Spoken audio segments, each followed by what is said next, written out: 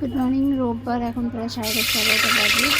তাই মাংস নিয়ে এসেছি, প্রেশার কুকারে করবো চটজলদি, খুব মশলা কম দিয়ে তাড়াতাড়ি হয়ে যাবে। তাই সর্ষের তেলে কালো জিরে ফোড়ন দিয়ে 4টে আলু 2 টুকরো করে কেটে ভেজে নিয়েছি, তাতে 2টো পেঁয়াজ দিয়েছি ভেজে, আর এতে ওই 1 কিলো মতো মাংস মিশিয়ে দিয়েছি। আমার সময় বেশি লাগবে না বলে এভাবে করছি।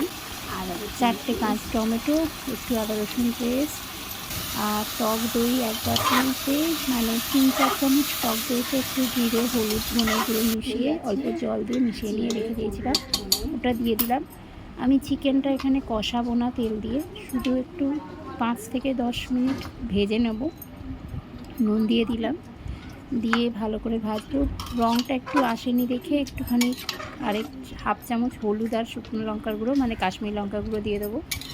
দিয়ে ভালো করে একটু নেড়ে, ঠান্ডা জল দিয়েছি, গরম জল দিইনি, কারণ মাংসটা ঠান্ডা জলে করলে তাও একটু সময় লাগবে, সেদ্ধ থাকবে। যেই গরম জল ফেলবো মাংস ছিবড়ে হয়ে যাবে, কারণ এটা কাঁচা মাংস আছে।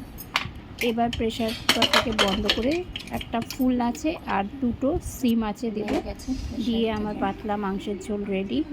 মেয়েকে একটু টেস্ট করতে দিয়েছিলাম নুন মিষ্টি কেমন হয়েছে দেখার জন্য।